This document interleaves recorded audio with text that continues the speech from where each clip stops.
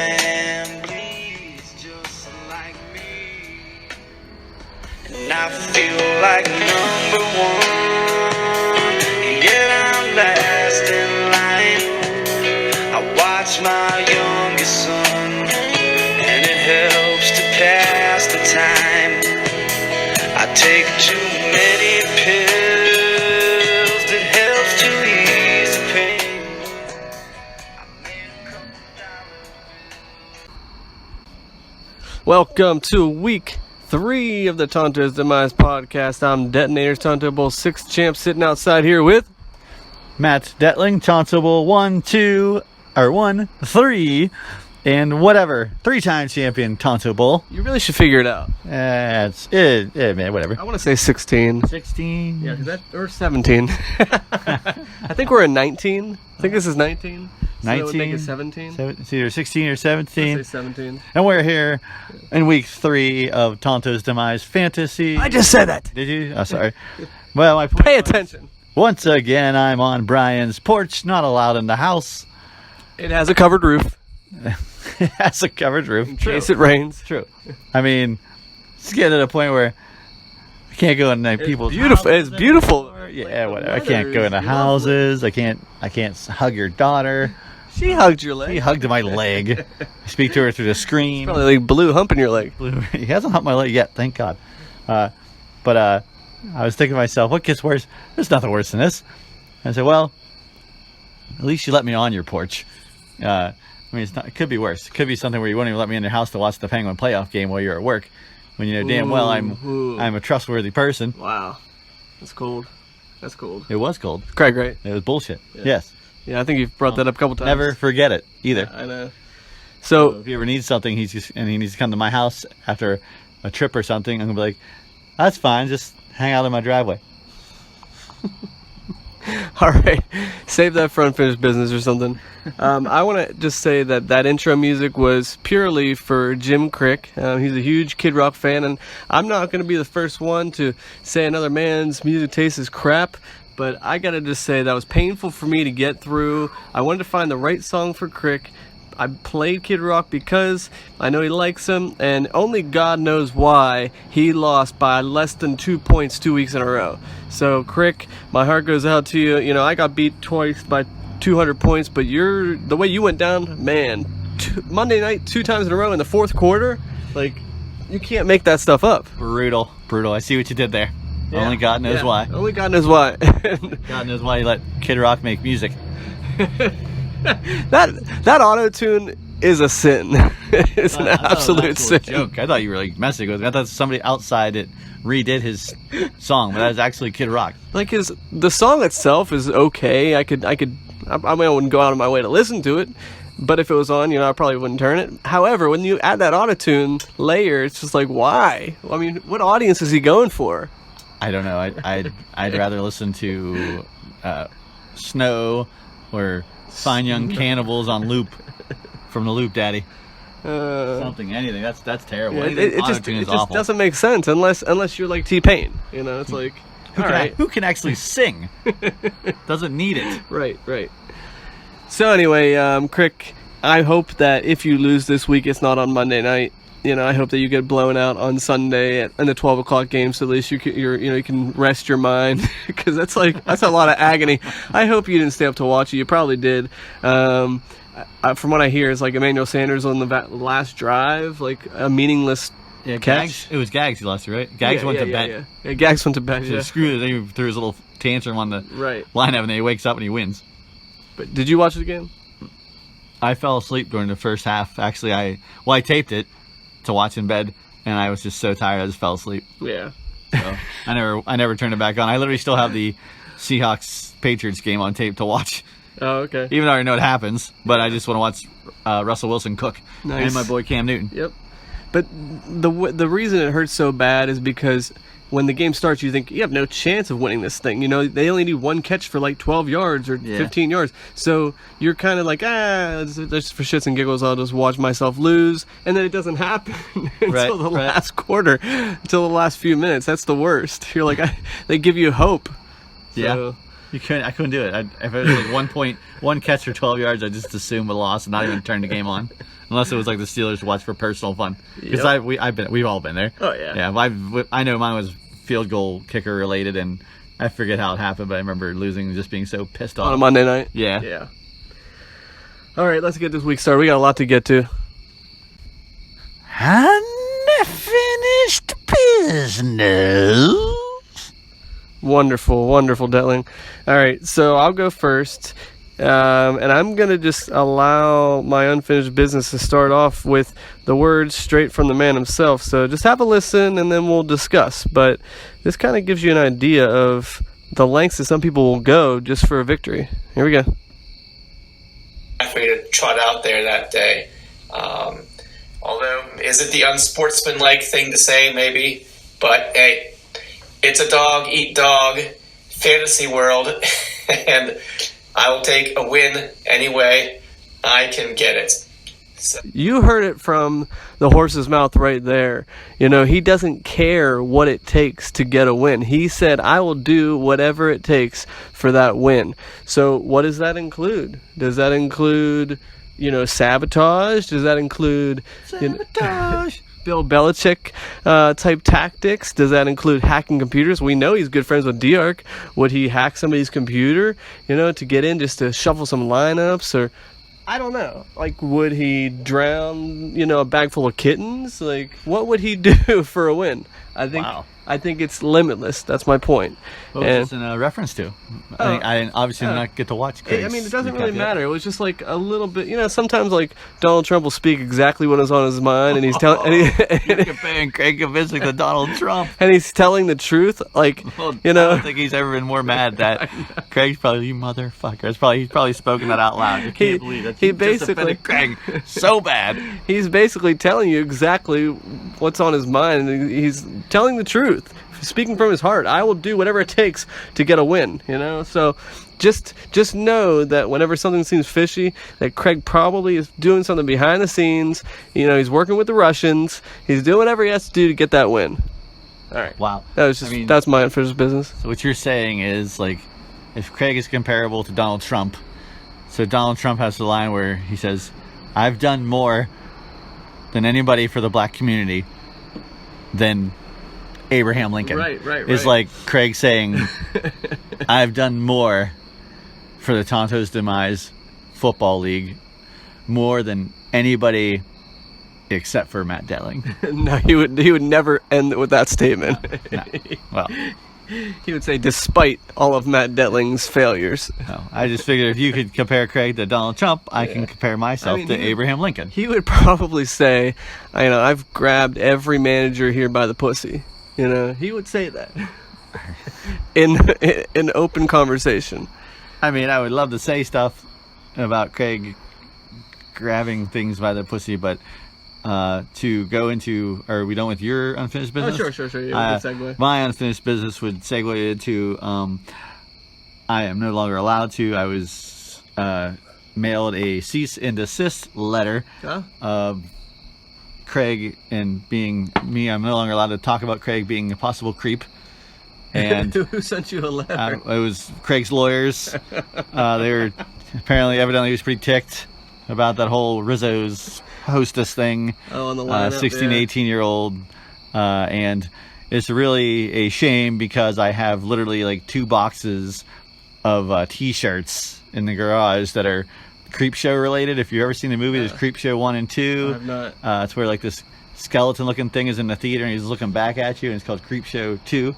And it's a movie. It was going to be Creep Show 3, but it was a picture of Craig looking back at you with his, whatever face. Are you allowed to even speak about this? Well, it's the internet, so Okay. I mean, so we're allowed to speak. Say But whatever you the want. cease and desist letter specifically told me I was not allowed to sell the T-shirts at future drafts and outside of Rizzo's restaurants and wherever Craig is basically riding his bike around. So I will donate them to Guatemala, much like the Super Bowl, Denver Bronco champion Super Bowl sweatshirts and T-shirts from when they lost to the Giants, Redskins, 49ers, and I can't remember the fourth team.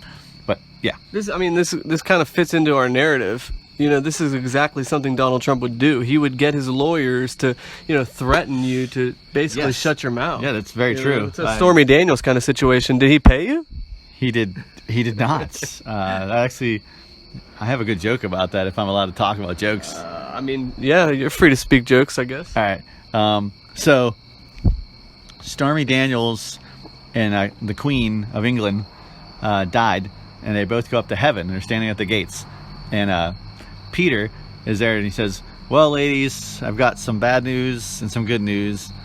And he's like, what do you want first? And they're like, the bad news. And he's like, I can only let one of you in. And they're like, well, what's the good news? He's like, I will allow you to compete to get in to the gates of heaven. So each of you will have a chance to do something to prove that you're worthy of going into heaven. And they go, okay. And he goes, all right, Stormy Daniels, you can go first. So Stormy walks up to Peter and proceeds to hike her shirt up and flashes him and showing her pair of tits. And he goes, okay, very nice. I see what you're working with. And then he looks at the Queen, and the Queen says, hold on one moment. And she leaves, and she goes into the bathroom, and she comes back. And Peter goes, all right, you're allowed in, Queen. And the Queen walks in to heaven, and the gates close. And Stormy Daniels goes, she's like, what the heck? What did she do that was better than what I showed you? And he said, well, I hate to tell you, Stormy, but a royal flush always beats a pair. That's good. Some casino humor there. Oh, wow. I mean, lighten the mood there. Make Craig feel a little better. That was a little bit of a tangent there, but I liked it. It was good. I liked it. Thank you. Some casino humor. Yep. Some dealer humor. Yep. Anything else about the cease and desist? No, I will obey it to the best of my abilities. Okay. I will try not to make any lewd remarks towards Craig anymore, because I know that it upsets him. All right. Trade time, trading guys, excellent.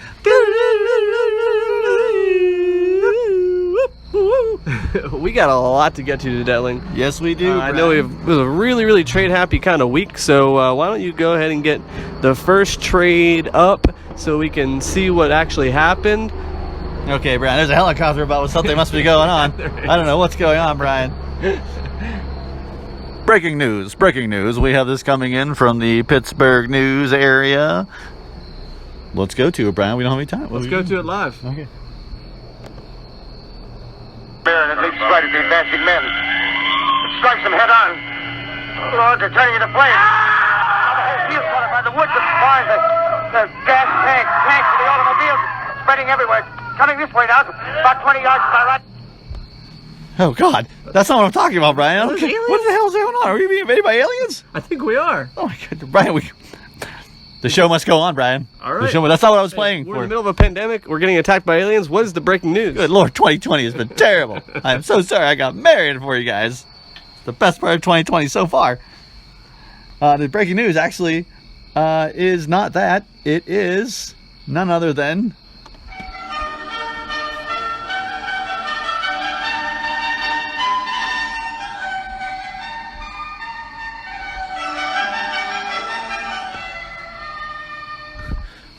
And now live, the first Demise Theater of 2020, titled The Trade.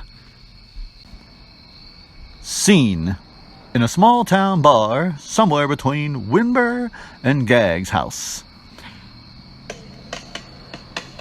Hey Gags, thanks for meeting me at the bar here. No problem, Kev. But you didn't have to drive all the way out here just to talk trades. Well, I felt it would be better to talk face to face. I like it that way. Listen, I'll get right to the point. I want Julio and Higby. All right, I'm listening. 12 beers, 8 shots, and 2 joints later. Bean, there's just no way I'm parting with Julio for your trash team. Oh, man. I'm so fucking drunk, man. man, I suck your dick. Come on, man, just hook me up. What the fuck you just say, nigga? Man, I said I suck your dick. Come on, man, just get... Really? Okay, meet me in the bathroom. Second stall on the left, buddy. Oh, okay. All right, I'm here in the, oh my God, in the bathroom. How long is it going to take? All right, no, I can't believe I'm about to do this. I just can't be in this drought for any longer. I was the first back-to-back champion.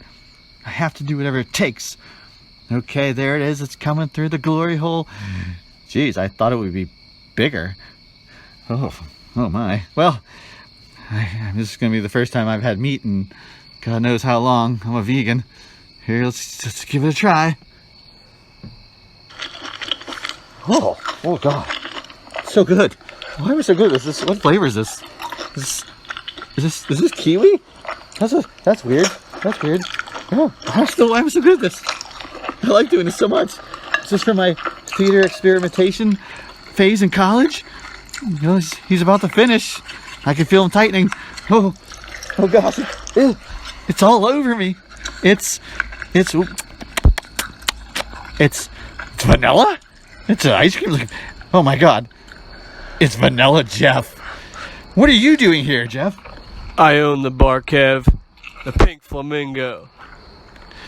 I said on the left. I've had my dick out for 10 minutes now, Bean. Jesus, Gags, I didn't know. I thought it was the right. So do I get Julio and Higby still? You're pathetic. You just suck Vanilla Jeff's dick through a glory hole at the chance of fantasy glory? Fine, you get Julio. My shirt for next year's draft will be you sucking Jeff's dick with glory to glory as the headline.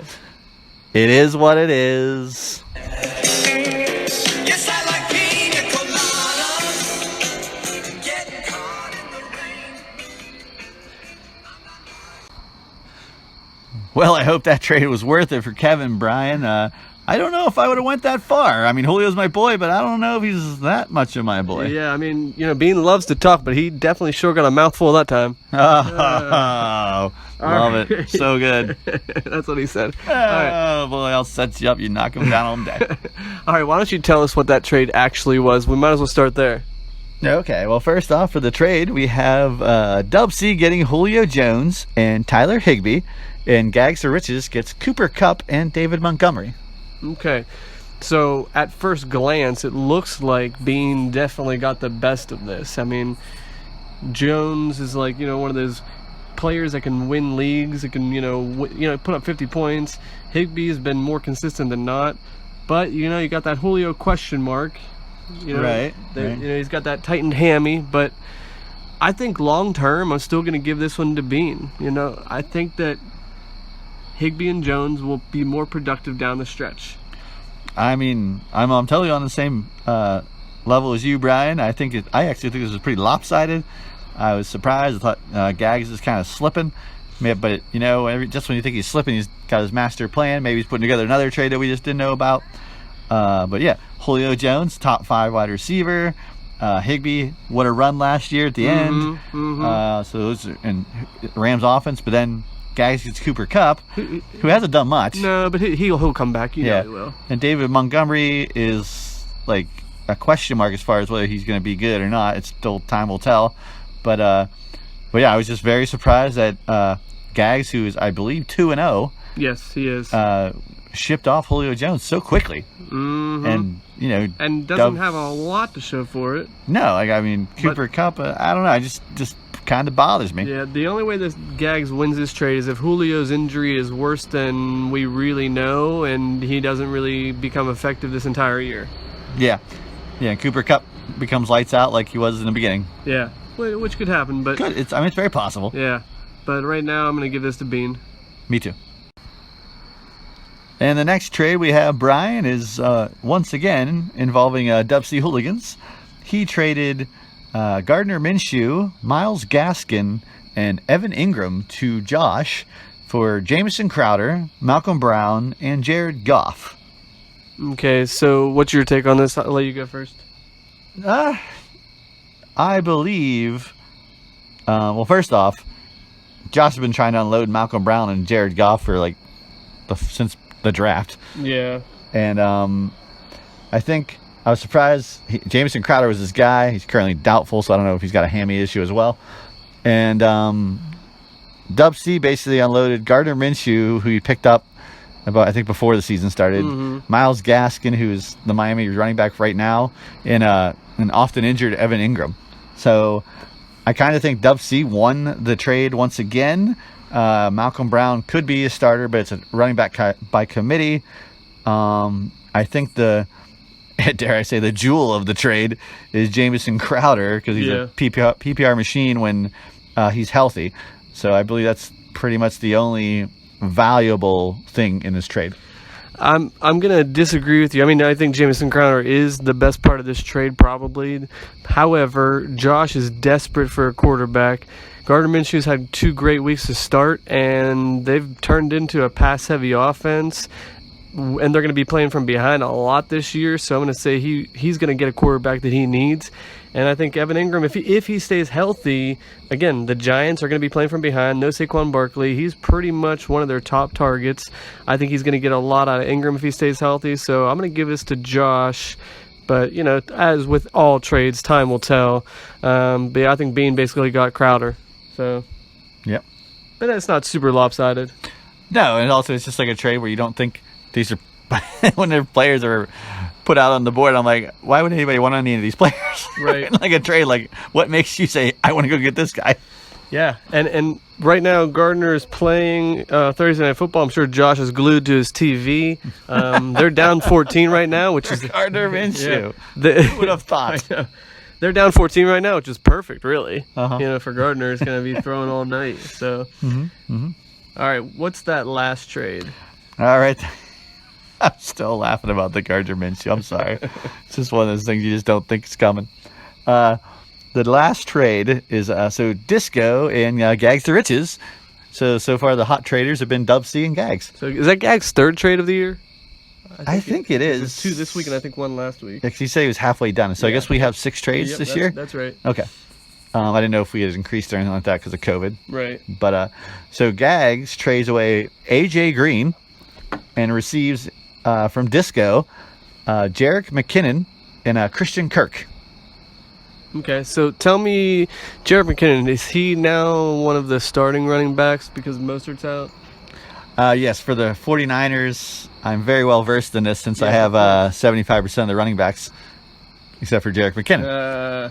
Mostert and Tevin Coleman are both hurt, thanks to the Jets AstroTurf or whatever the heck it is that injured like 7 of the 49ers.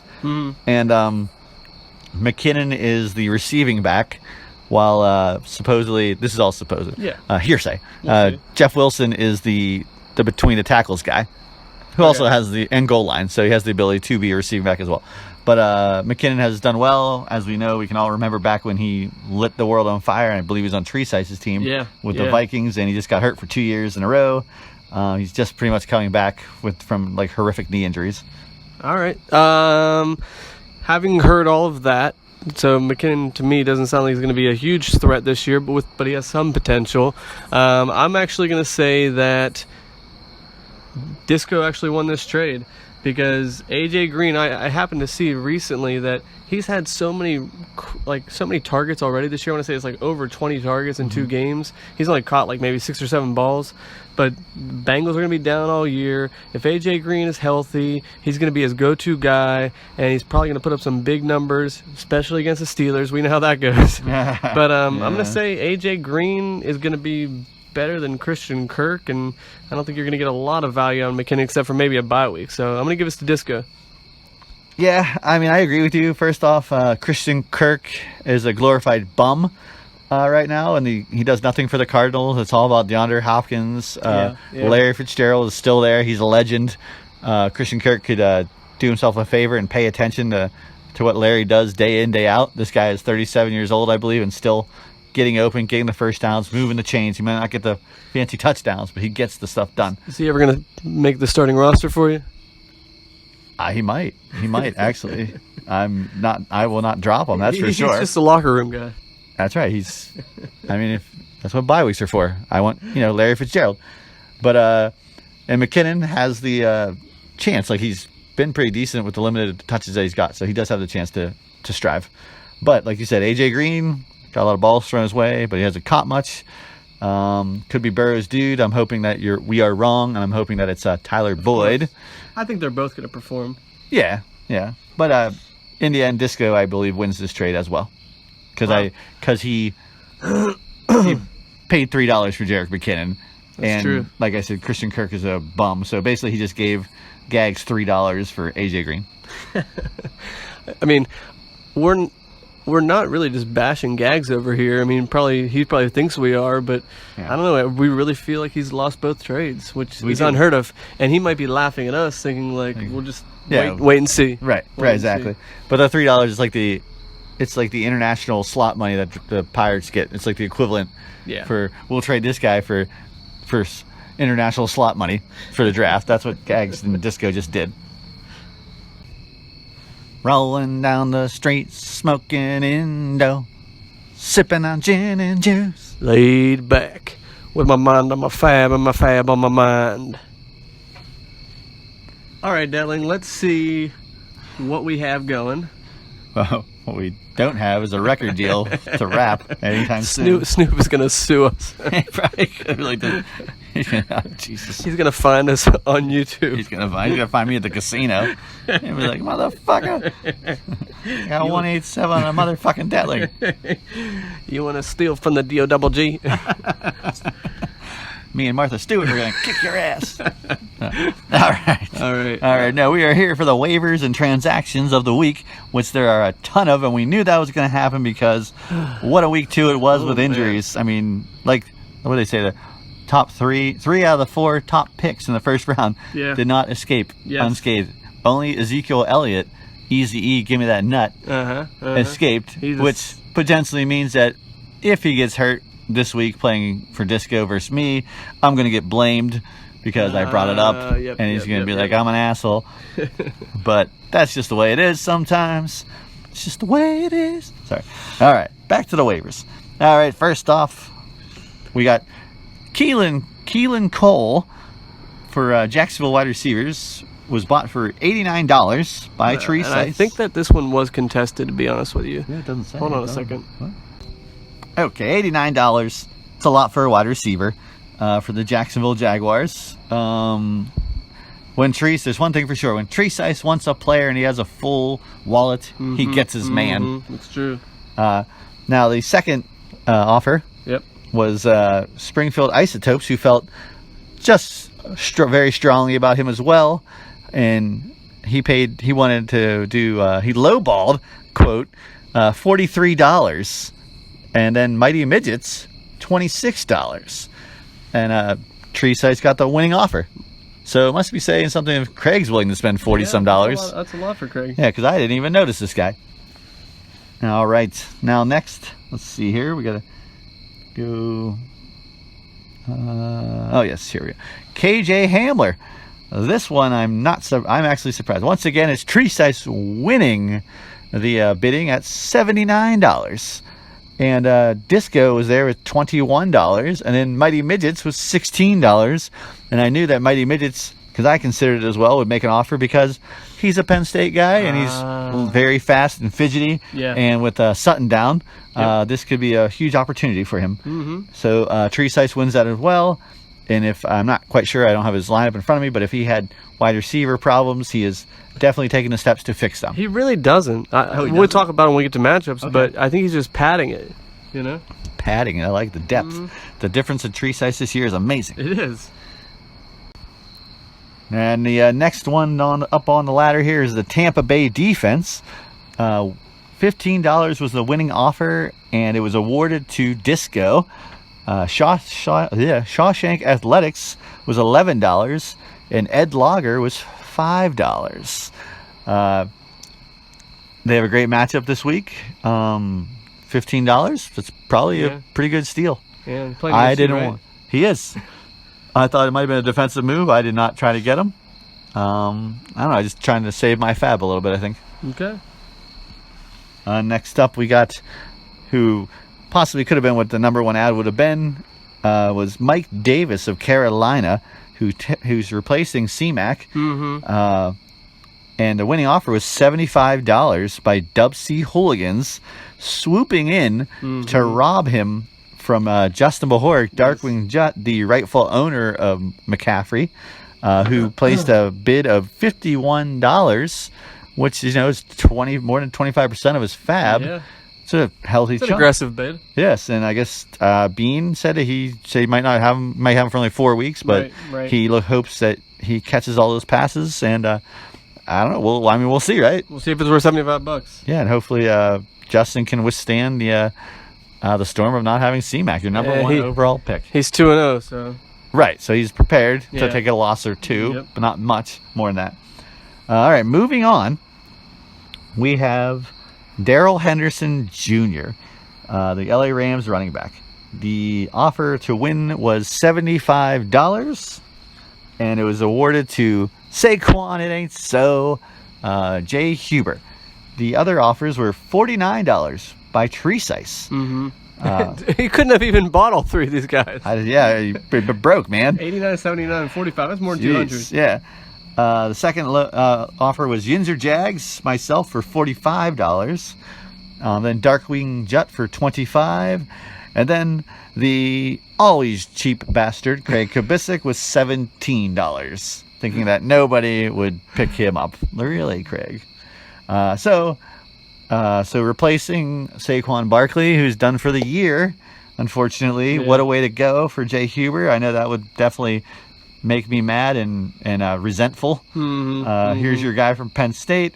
You just want to watch him succeed, and once again, his knee blows out with socks. Week 2. Yeah, Darrell Henderson Jr. it is, and we will see how he does. All right, let's take a look at the other transactions that were picked up. Just that there were no one else put a bid on them. I'll go through these once we get down there. We had there weren't too many, but there we go. Shawshank got Justin Herbert for $22.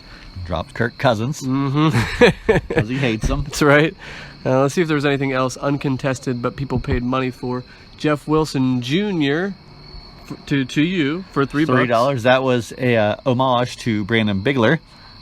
Okay. His $3 that he paid for McKinnon. Yeah, there you go. So That's why you paid $3. That's why I put $3 up. Okay, I thought good. $1, $2. I said no, $3. It's got to be Bigler-esque. Okay, Ed Logger got Drew Sample for $1.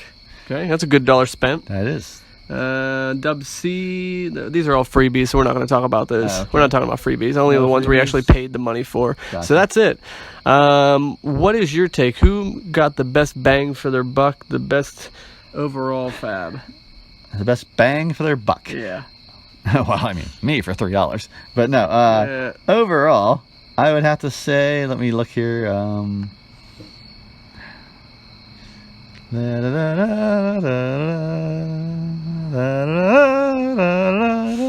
you doing Indiana Jones right now? I am. I always do. It's not my Jeopardy. It's my Jeopardy music in my head, but it's actually Indiana Jones.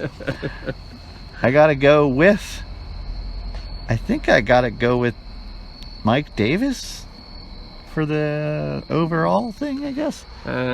Bean is he 2-0 or is he I think he's 1-1. 1-1? He wants to make that. Like, listen, man, he's just got Higbee and Julio. Yeah. He's just trying to make a run. He wants Yeah. to get in those playoffs. He doesn't want to worry about getting that 7th win or being 6-7. Right. He's just trying to push his way through. What are you gonna do? Yeah, I That's guess, my personal opinion. I disagree just because it's only 4 weeks, maybe 6 weeks tops. But because if you're gonna spend that kind of money, it's got to be something for like, and I'm not just here to boost your ego, but like if it's something like Philip Lindsay, you know what I mean? Like that's worth the $100 or whatever you paid. I think it was 35 or 40. I think it was more than that. Something like that. It wasn't like $100. Oh, well, Like 45. all right, we're not getting into a it. large chunk, but nobody was ready for it. I'm gonna surprise you, and I'm gonna actually say that I think the best pickup of the week was Shawshank for Justin Herbert for $22. I think he is going to be the starter.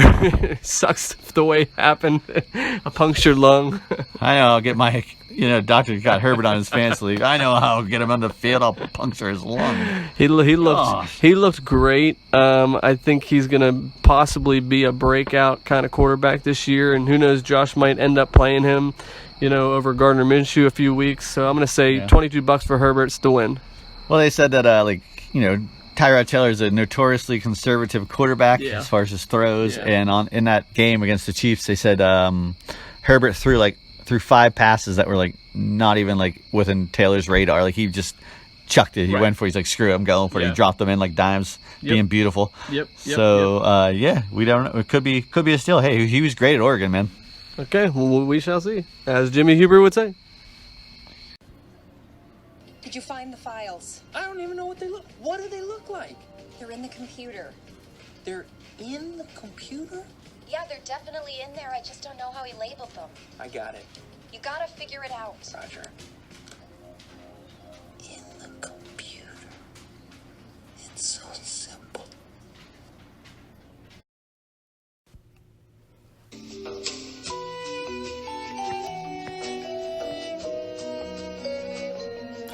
This week on Inside the Computer, we're going to take a look at defensive scoring. Is it still relevant, the ranges that we've set? Find out next.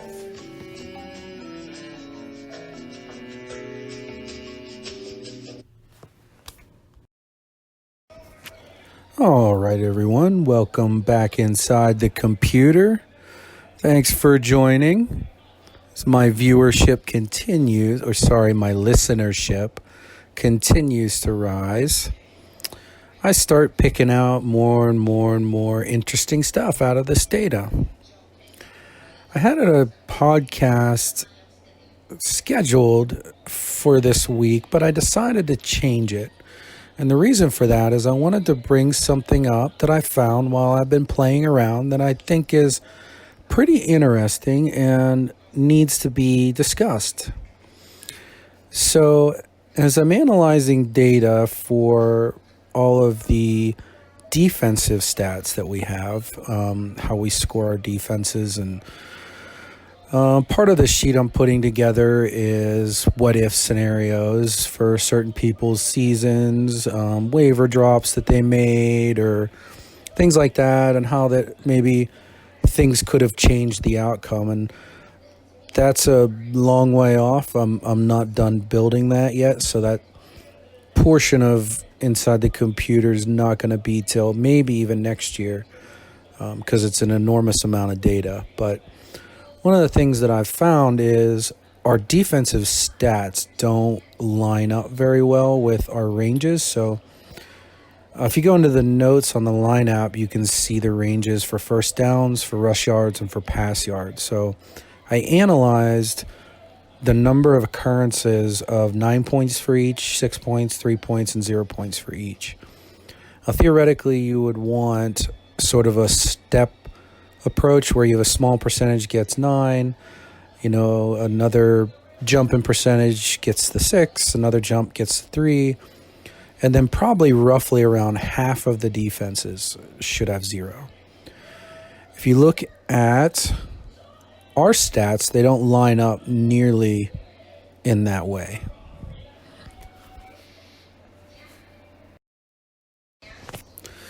So in total, I analyzed 1,440 different sets of points for defenses all the way back to 2017. I think it's a pretty good representation of a good bell curve. And I even put it in Minitab, which is a statistical software, and looked at the curve, and the passing yards are wideable, but everything else is a nice Gaussian curve, which means that I have enough data.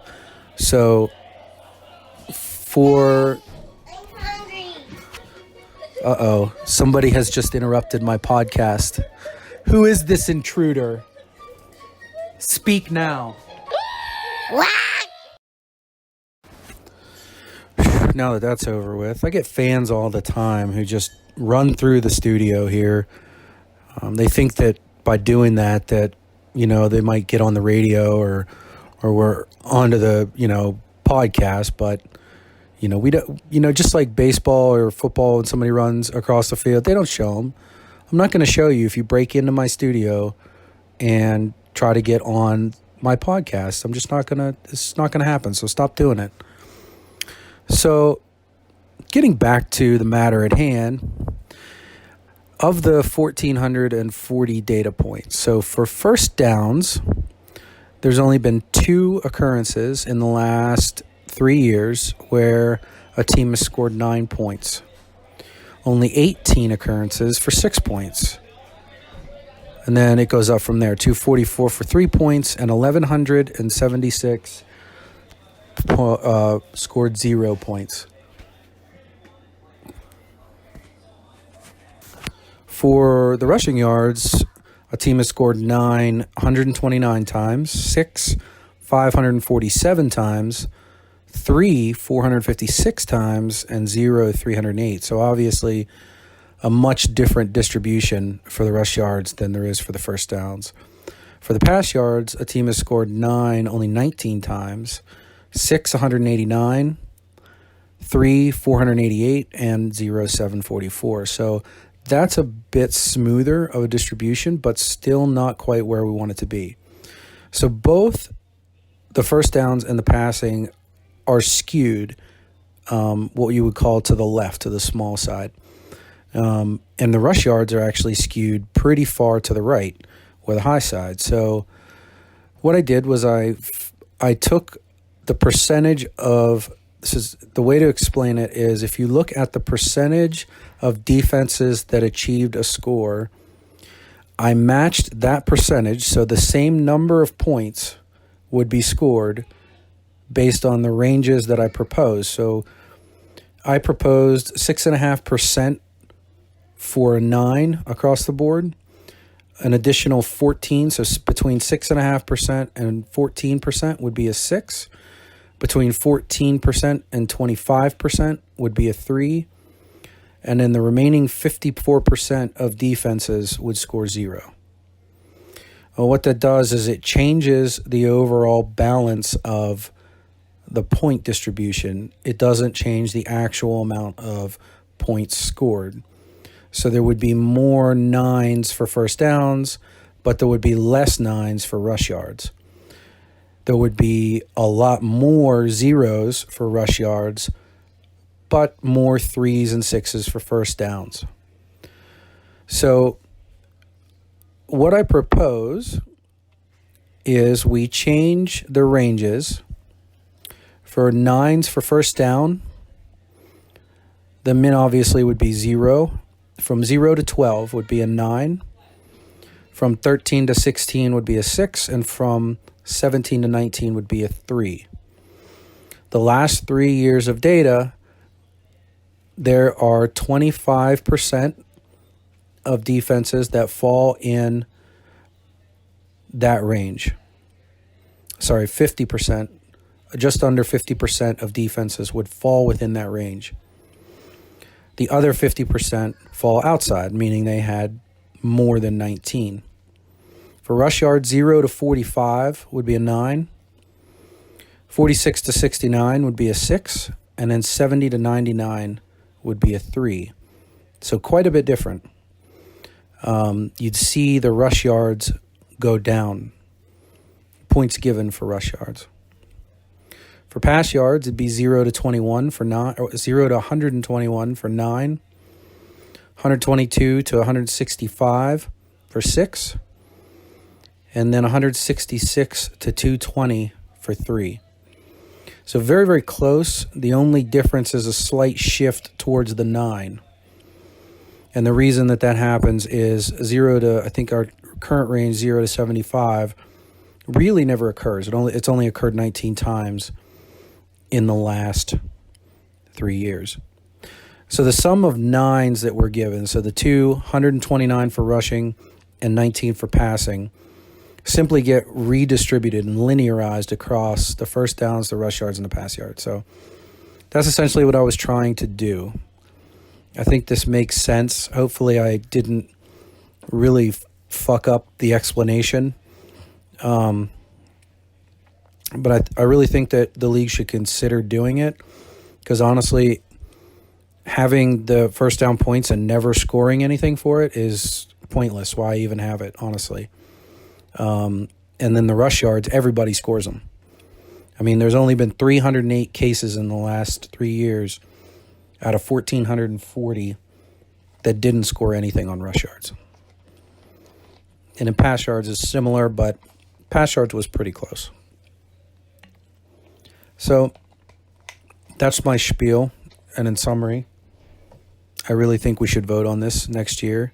I vote yes because I did all the work.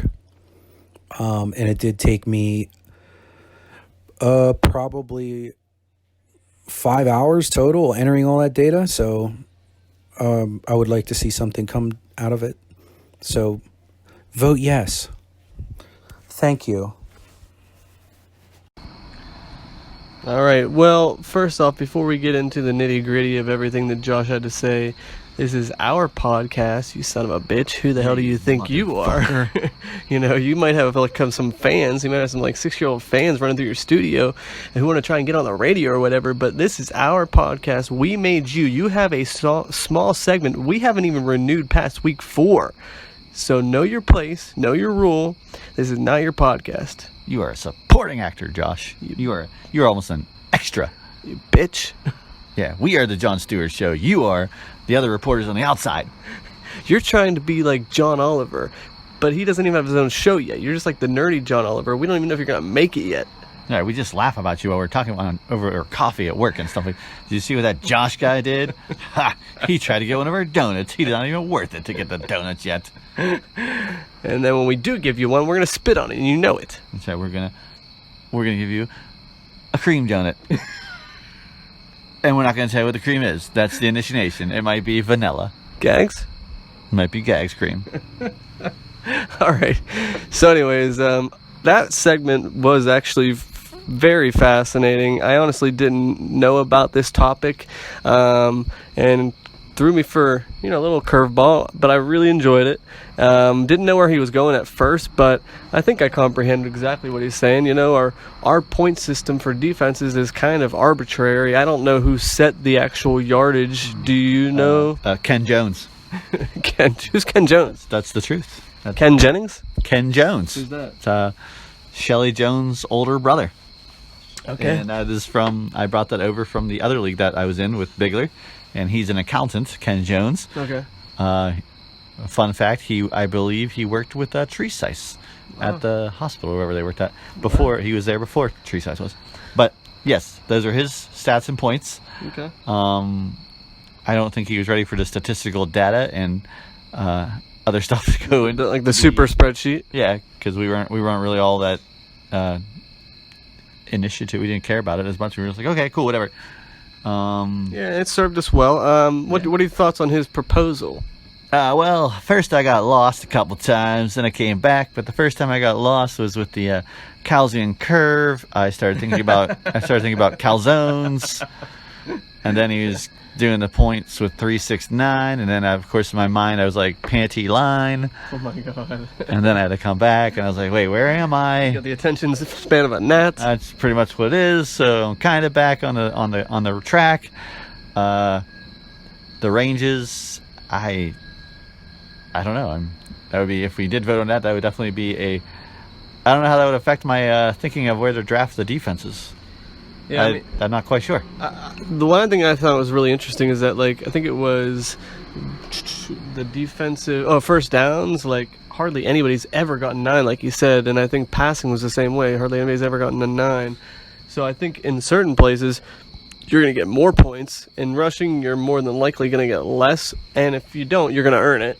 I think it would probably increase our defensive scores just based on what he said. Oh, okay, because that's what we need. More points. I think it would make the defenses more valuable, and more valuable than they already are. We can have our first ever 300-point team.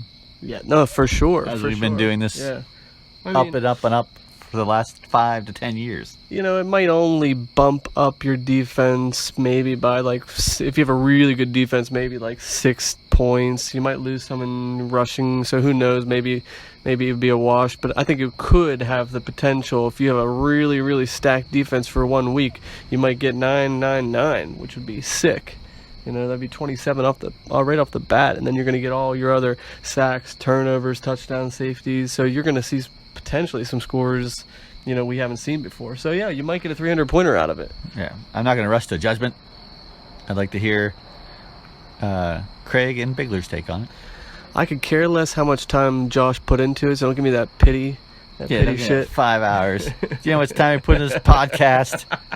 It's been 3 years of my life, Josh. I've been coming after work to Brian's for 16 weeks. It's 3 to 4 hours of being here. Then I got to go back home and get lack of sleep. And you've gotten 5 hours? Try 3 years. I think it's been longer than 3 years. Try 4 years. Or whatever, however long it's been. Anyways, Josh, I actually vote yes. I like it. I think Bean will vote yes. I think it's going to be just less arbitrary, more, targeted to our defenses. And I think it will completely throw people off on that draft. Defenses will probably be taken maybe in like the 4th or 5th round. Potentially. I don't know. Maybe not that. Well, I mean, defenses go probably 7th round now. So I could see somebody taking a solid defense 4th or 5th round. So I vote yes. I mean, we got a long year to go, but we'll see how it shakes out. In honor of Ruth Bader Ginsburg, I vote against you, Josh. What does that even mean? He's Republican. He knows what it means. He's conservative. All right, so Detling is using current real politics in our fantasy football league. That's right. That's correct. Okay. All right, Josh, I love the explanation. Wouldn't mind actually seeing those numbers, like maybe if you posted them in the lineup. Could you have a Not the whole spreadsheet class for us, a online learning for the adults, where you had your graphs and stuff on the wall, and you could point with your little stick and explain it better to us, and perhaps a test at the end. Pop quiz hot shot.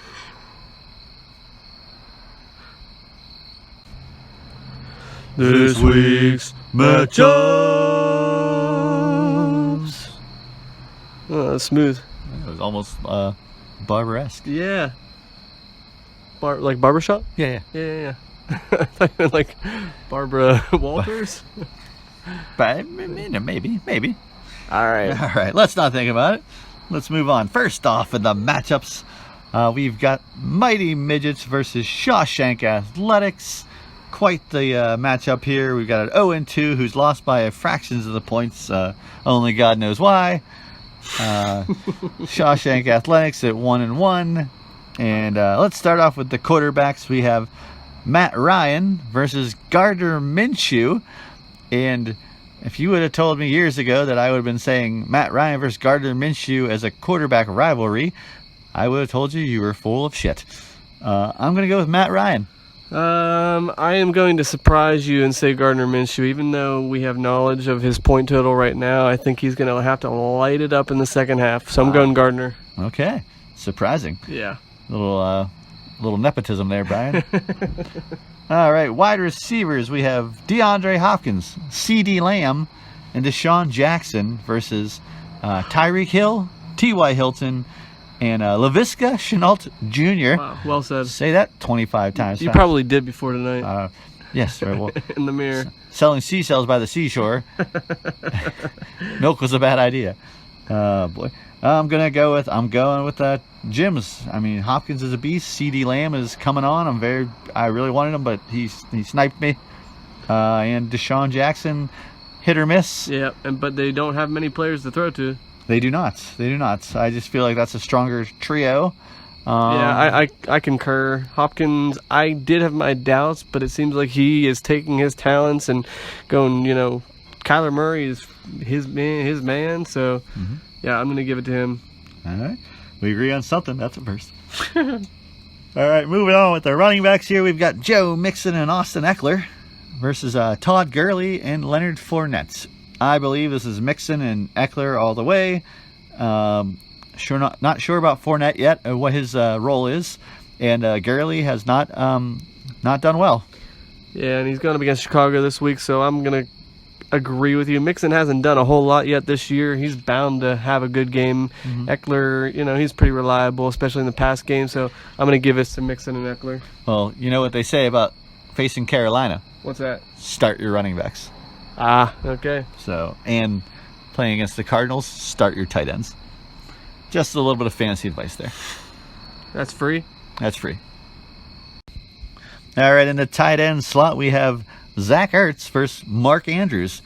And with the first pick for Josh, I'm going to go with Mark Andrews. Yep, Mark Andrews. He had a crappy week last week, so he's going to have a bounce back hopefully against KC. I think it's going to be closer than we think, though, because that's versus KC and Zach Ertz versus Cincinnati. Yeah. So it could go either way. Yeah, it could be close. In the flex position, this is a tight end thing. Is this like a trend? I can't remember who else was this tight end. It might have been Gags with Higbee and Gags, Kelsey, yep. and somebody else as well. It was but, against Crick. Was it really? Yep. Okay.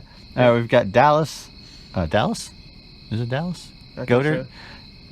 Dallas Joe Godert versus Logan Thomas, the fresh new, apparently the tight end to own. Apparently. Josh was like mocking us. He was. Yeah, he's like, oh, what do I show you? Well, I'm still picking Godert. Me too, because I mean it's going to be Ertz and It's crazy how much he has. He's invested in the entire receiving corps for the Eagles. Hey man, he's a Philly fan. He is. I mean, this is like his dream. Yeah. So hopefully for his sake it pans out. You know, he's going to get those points and touchdowns however they come. Yeah. All right, moving on with the kickers, we've got Robbie Good versus Matt Prater. I got to go with the gold. Good, because it's more fun to say. Prater. Prater, dude. No, not as fun. All right, defense, we've got Chicago versus Atlanta and Washington versus Cleveland. That's quite the pickle, Brian. Yeah, I don't like Funny either. because your Wi-Fi thing is Pickletown. Pickletown. Not to be confused with the House is on Fire. Ah, yes. But I'm going to go... Oh, that's tough. It is tough. Flip a coin. I'm going to go Chicago. All right, I'll go Washington. Okay, there we go. Overall, I'm going Jim by a landslide. I'm gonna go Jim. I'm gonna go Jim by 0.36. Wow. Man. Sorry, Crick. Only Gonless. Well, you just said you're gonna go Jim by 0.36. Yeah. He's gonna win. He's gonna win, but it's still gonna like have some heart palpitations because of it. All right. Well, yeah. Is there anything on Monday night for him to go? Yeah, there was. Tyreek Hill. He's not, oh boy. You better be up by like 50. Yeah. Just so you can sleep. That's funny. And next up we have the Hillbillies on PCP going up against Possum Magic, both 0-2 teams, and truly we are feeling just like Crick, but not as much anxiety on Monday night.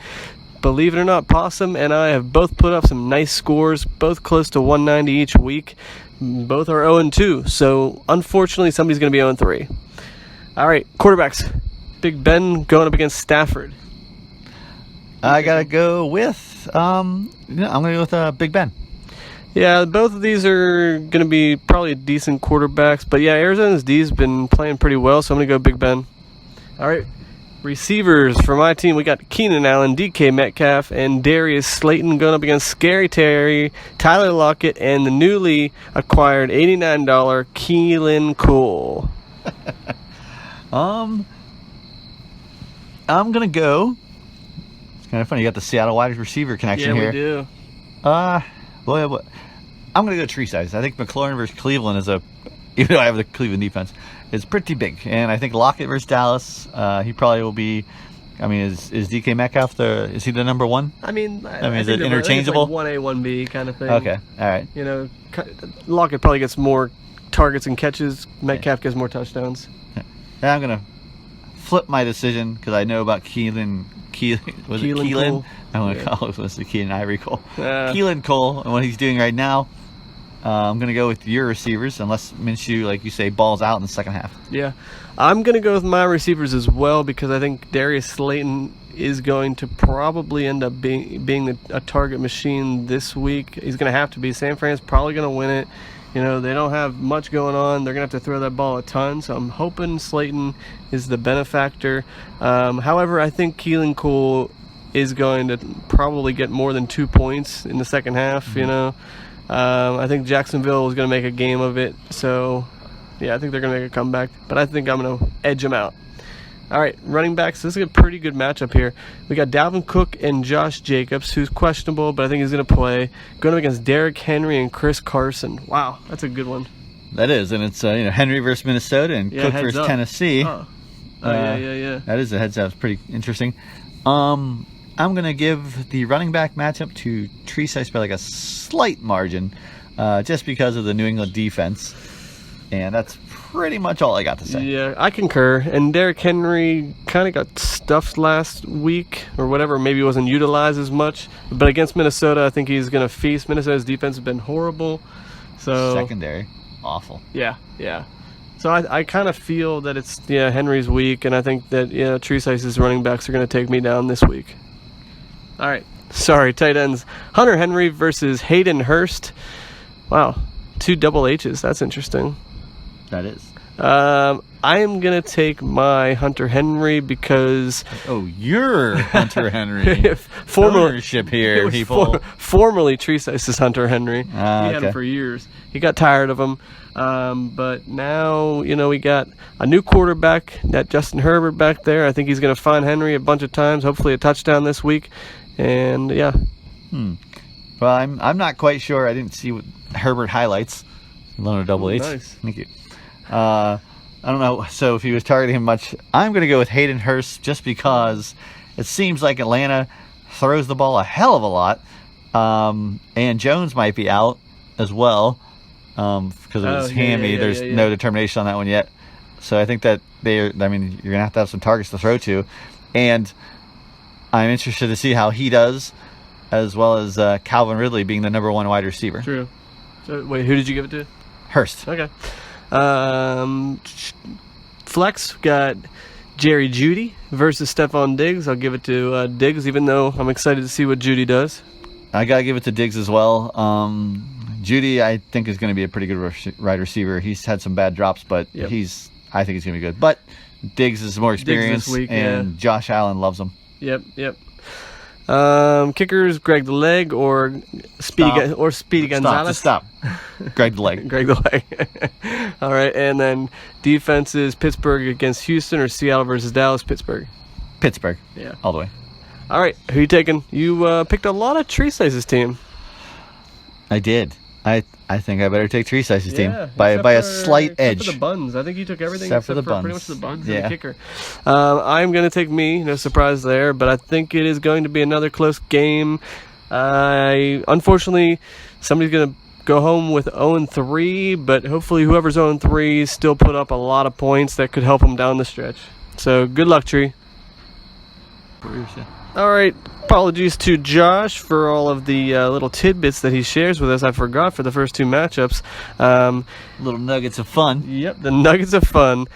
The first matchup, Shawshank versus Mighty Midgets, historically in favor of Shawshank 7-5, and it's been a back-and-forth history. Shawshank won both matchups in 2019, so Mighty Midgets is wanting some revenge.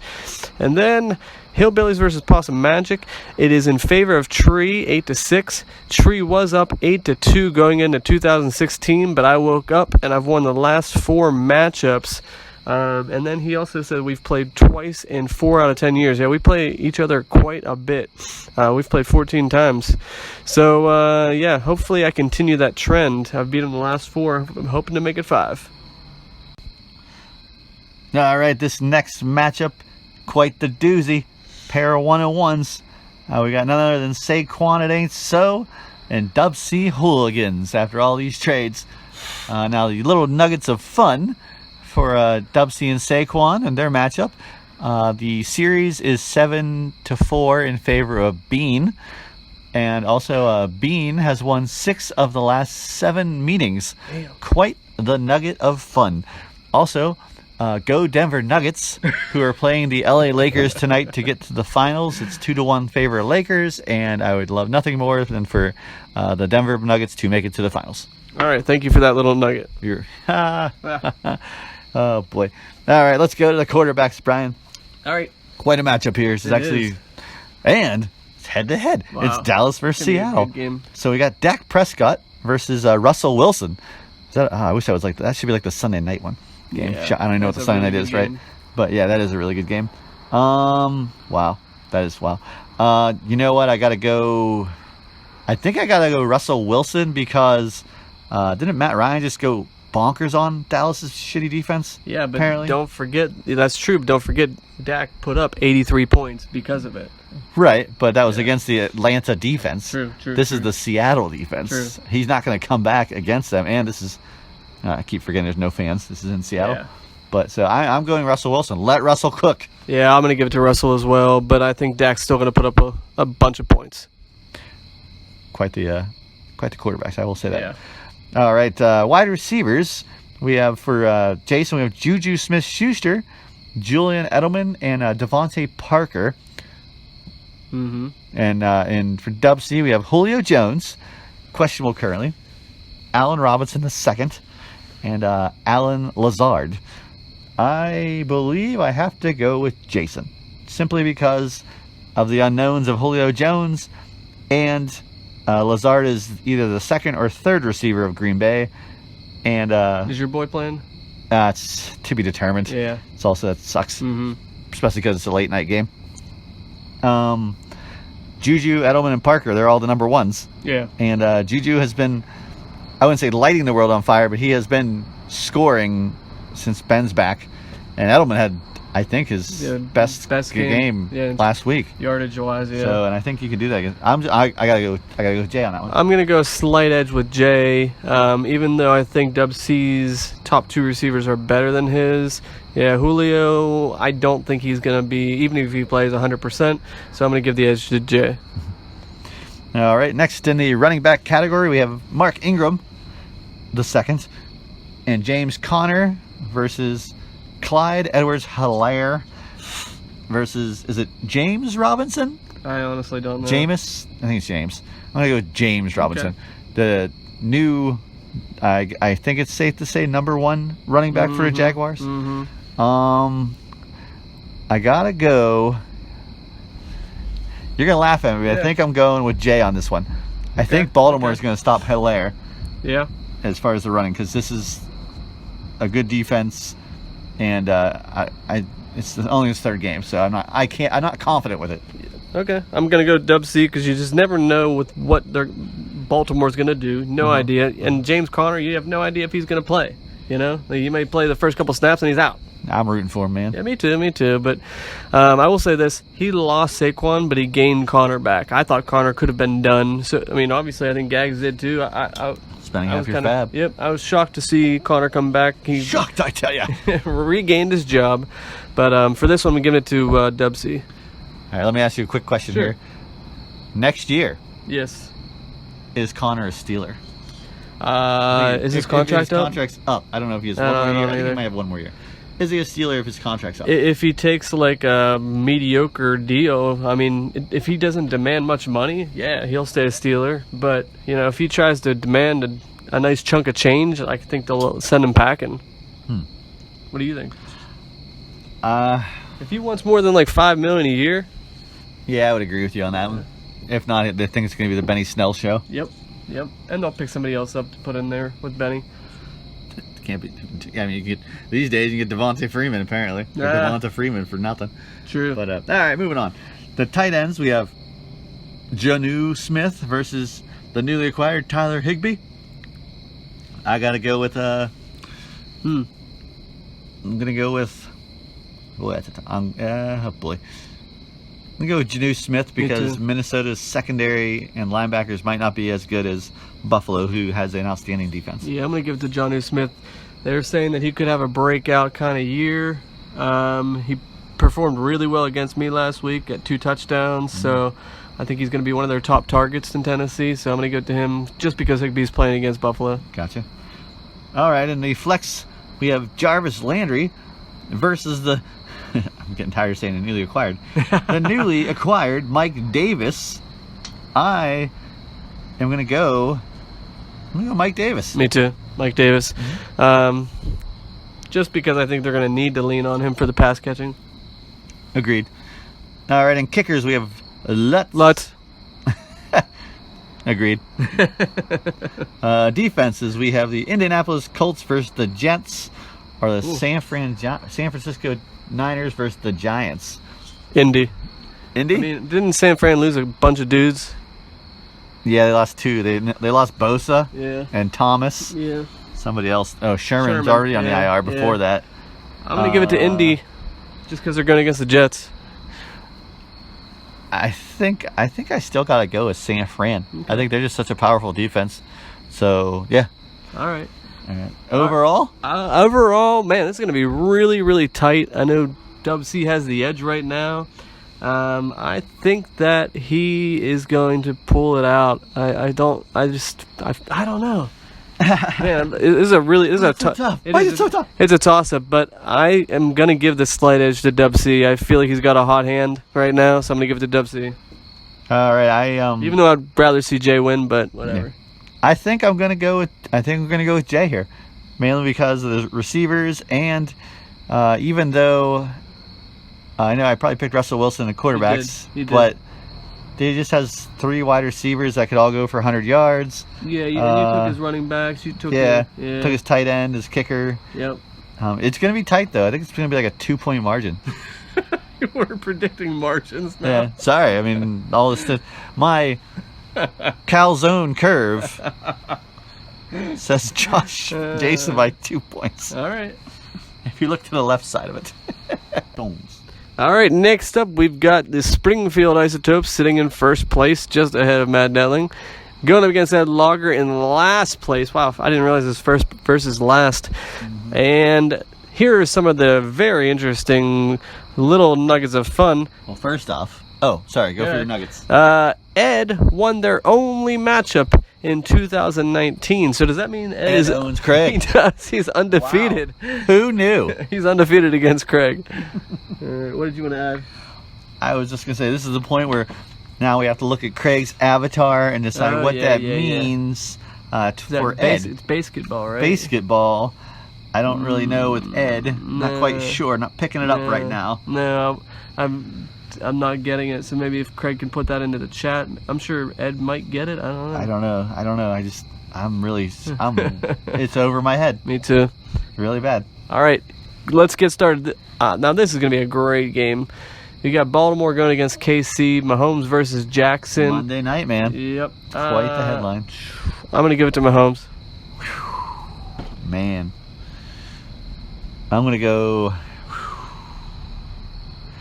Maybe I'm going to give it to Lamar. Okay. All right. In receivers, we've got for Ed, Marlon Brown, Mike Evans, and Michael Thomas. Is he playing? Marlon Brown? What did I say? You said Marlon Brown. Marlon, is that Hollywood? Hollywood. Sorry, Hollywood Brown. Marquise Brown. You're right. Hollywood Brown. Is Michael Thomas playing? I have no idea.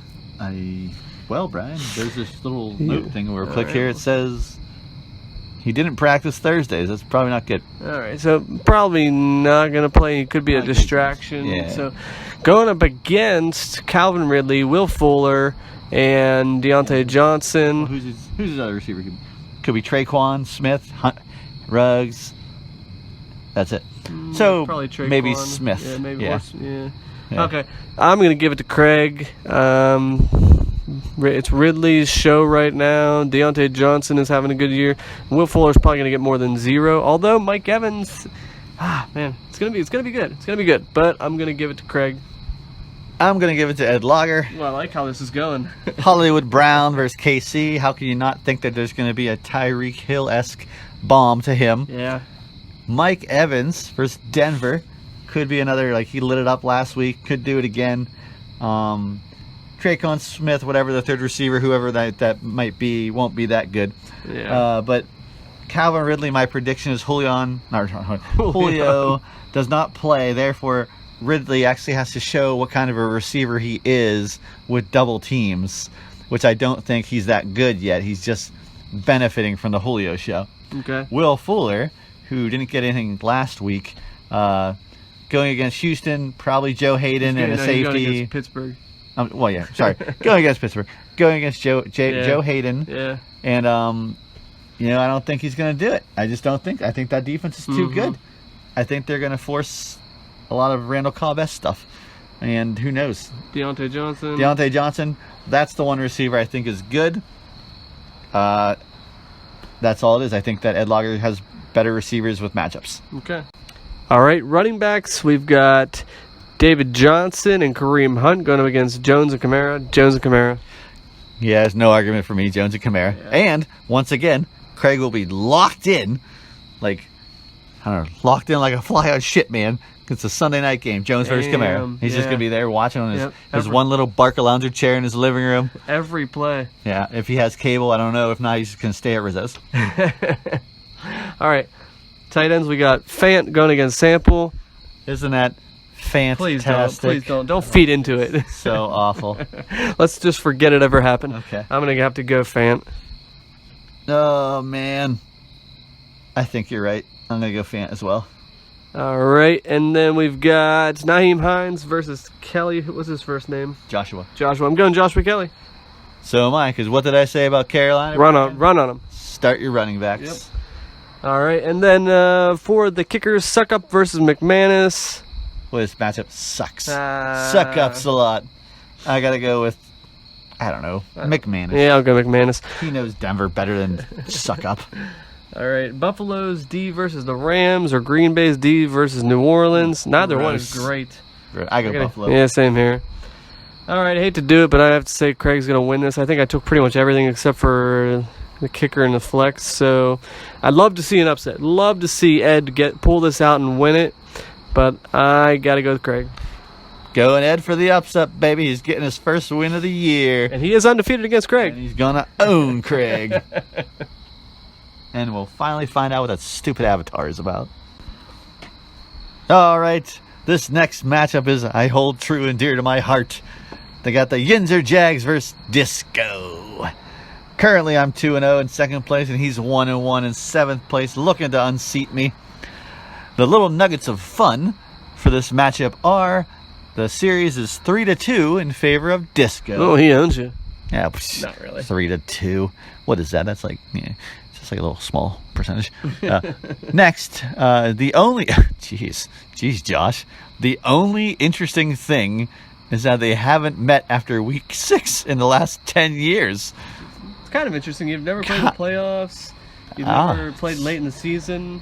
Wow, I really did not know that. I would have thought that we would have at least met in the playoffs once. Yeah. It's kind of funny. It's just the only interesting thing. Jeez, Josh, like I put 5 hours of work into searching for something interesting about the Disco versus Injured Jags matchup. Fuck you, Josh. Disco's with me on that one. We got way more interesting. Our trash talk is amazing. All right, come on. Okay, sorry. All right, quarterbacks. We've got Kyler Murray versus Joe Burrow. And Disco's rooting for Burrow because he's an Ohio guy. Mm-hmm. But I got to give it to Kyler Murray. He's on fire. He's going against Detroit. And that dude is like, what's that, Speedy Gonzalez or whatever? It's that little... Speedy Gonzalez. Scored... Hija. He's got 3 touchdowns, I think, in 2 games with his legs. Yeah. 4 touchdowns or something. There's no way he can sustain that. If he did, he'd break Cam Newton's record by like 14. Oh, wow. So I'm going Kyler Murray. I think Disco is chasing that sexy, 67 points that Burrow put up last week. Mm-hmm. He's hoping for that play behind script. I don't think he's going to get it quite as much as he wants, compared to last week. For that reason, I'm going to go Murray as well. But I think it's pretty even, but Murray's going to win it. Okay, we got the wide receivers. We've got Devontae Adams, Adam Thielen, and Cooper versus Chris Godwin, Kenny Galladay, and A.J. Green. Tougher matchup for the receivers, but I'm going to go with my guys, especially if Devontae Adams plays. Yeah, what if he doesn't play? Well, if he doesn't play, Tyler Boyd will be pushed up there. Okay. Still a worthy matchup. Respectable. Got to give it to Disco here. What? You're out of your mind. No way. Dude, I got straight 16 projections. I'm not even looking at projections. Godwin's finally back. You're Galladay biased. I am. Galladay is back. He's ready to go. A.J. Green is finally going to catch some of those targets. So I'm going to go with his trio. All right. Okay. All right. Don't take it personally. Running backs. James White and Jeff Wilson Jr. Versus Josh Taylor, JTT, and Miles Sanders. Now, how are you going to justify this one? I can't justify it. There's nothing I can do. I'm going Disco has the better running backs. Yep, I concur. Okay. That's all you you're got. putting Jay Wilson Jr. in there. Come on. Tell you what, he's going to get like 15 carries. He's max, man. He's a beautiful baby. All right, tight ends. We've got Greg Kittle versus Darren Waller, the baller. Okay, is Kittle recovered? Yes. Okay. I'm going Kittle. But Darren Waller has the second most receptions in the NFL right now. Going up against New England. I'm gonna give it to Kittle if he's actually healthy. But yeah, Waller, he balls out. All right, in the flex peel, we've got Easy E versus Tyler Boyd. Easy E. Kickers, we got Butker versus Bailey. Butker. Oh, damn, Butker. Did you see that last week? Did you watch 58. it? He was like 53, 58, 58. ice cold running through the veins, baby. He's like, Oh, fuck off. I know, so sweet. And the crazy thing was, who were they playing? Chargers? The Chargers already knew they lost, even though he had to kick 350 yards in a row. Like, there was no chance that they were going to come out with another chance, to win that game. So, yeah, I'm going Butker. All right, defense, we got Cleveland versus Washington and Tampa Bay at Denver. Tampa Bay. I'm going Cleveland. Of course you are. Tampa Bay's going up against another backup. Who's a backup Driscoll. quarterback? Yeah, Driscoll. So Dwayne Haskins is a backup, basically. Yeah. fair He's point. basic, Brian. Fair point. Basic. All right. I mean, even though you are 2-0, I gotta go Disco, man. Gotta go All right. Disco. Well, Although if Kyler Murray, he's sweet. yeah, if my current lineup stays the same, I win by 5 points. All right. And I do it with the beloved Cleveland defense Oh of man. Danny Aids Disco, crushing the Danny Aids curse that he loves to use, which is not actually Danny Aids. It is actually Bigler's third grade photo. Childhood third grade Yes. photo. Okay. And now, the matchup of the week. We've got Darkwing Jut going up against, you know it, From Gags to Riches, fresh off his point, whatever, 6 win. And a BJ. Just kidding, he didn't actually get the BJ. Vanilla Jeff got it. Vanilla Jeff, yeah, always gets the stuff. All right, here we go. Here's your little nuggets of fun for this matchup. We got the series in favor of Gags, 5-2, and Gags has scored over 250 points in the last 2 meetings. Damn! Gross. Poor Against Justin. Jut. Wow, that's Why does nuts. he have to be your bitch? I hope that doesn't happen again for Jut's sake. I know. Jut is quietly 2-0, cruising along without CMC. Let's see what happens. Quarterback, we got Cam going up against Deshaun Watson. I guess Gags has not seen Pittsburgh play defense yet. I'm going to go Cam. I gotta go Cam as well. It's versus Las Vegas, man. I think that could be a high-scoring game. Yeah, absolutely. Receivers, we've got Robbie Anderson, Cooper Kupp, and Emmanuel Sanders going up against OBJ, DJ Moore, and Robert Woods. I'm going Jut. I gotta go Jet too, man. When you're looking at those receivers, you glance at the name, household name, Robbie Anderson, secondary. DJ Moore, household. Cooper Kupp, secondary. Robert Woods, ahead of Cooper Kupp. Yeah. Emmanuel Sanders, he got 1 catch last week. Go and Justin. 1 catch that won the game. Yep. All right. Running backs, we got Chubb and Montgomery going up against Drake and Singletary. I'm going to give this a slight edge to Gags. Wow. Yeah, just a slight edge. Based on the value of Chubb. I guess I'll give this slight edge as well. Do you think Josh regrets trading him, Chubb? What did he get for Chubb again? I don't remember off the top of my head. Oh. I don't know. Josh, probably not. Probably not. I would have gave you more for Chubb than what you got, but hey, that's just me. All right. And in the tight end, we got Kelsey versus Gesicki. Kelsey. And in the flex, we got McKinnon versus Gallup I go Gallup. I think this is Gallup's game. against Seattle. I'm going to go McKinnon. And then just because he's probably going to get a lot of work. And then we got Tucker versus Crosby. Tucker. And we got the Chargers D going up against Carolina. I thought it was head-to-head. Then we got the Rams D against Buffalo. Okay. Chargers D, even though they've lost some pieces, they still look good. Yeah, I mean, do you see what they did to the Chiefs? yeah. I mean, the Chiefs won, but man, they shut them down. I go Chargers D as well. Yeah, without CMC, they're going to be able to, isolate whoever they need to. Yeah, I gotta go Gags here. Even though, wow, hold on, let me double check this. I don't know. Now I changed my mind. I'm going Jut. Based on the strength of receiving core and quarterback. I'm going Jet as well. I second it. Yeah, I mean, And Gallup as well. it's going to be relatively close, but I'm hoping that Gags gets his first loss. Jut will move up to 3-0, potentially being one of the only 2-0 remaining teams. I mean, who's left? You and Craig, and they say there's 4 2-0 teams. So I'm going to say Jut takes Gags down. All right, Detling, let's make this brief because I think this show is already way too long. What are your final thoughts on heading into week 3? Final thoughts heading into week 3. He's speechless. He is absolutely speechless. I mean, not much going on. Injuries suck. Hopefully nobody else gets hurt again. Hopefully COVID stays away. Hopefully the Steelers win. And hopefully I pull off an upset versus Bigler. You got a lot of hopes there. I do have. It's a lot of hopes. Yeah, hopefully I'm not too hungover on Sunday to watch anything. I can go into a wedding, so that'll be interesting for me. Nice. And that's about it. I really don't have anything, Brian. Okay. Yeah, not a whole lot here either. I'm just hoping that I can get a freaking win. I know Tree's feeling the same way. Yeah, what's it like being 0-2? Oh, it's awful. It's awful. I'm a head case, I mean, I score 190 both weeks, and you're 0-2, so it's like I'm not changing anything until I need to. But if Tree Size puts up like 250 against me, I'm gonna be so pissed. 0-3, and you score like 190 for each time. Yeah. That'd be like a classic Craig. Right. He's like, well, my team scored this many points, and I should. It's all about the match. Right, and right now it's like Crick also could go 0-3 with a really good start, and either Tree Size or I are gonna go 0-3. So. We're going to find out here in a couple short hours or days. I was going to say hours. Days. Okay. All right. But yeah, good show. I'm interested to hear what everyone thinks about Josh's proposal for the defensive scoring.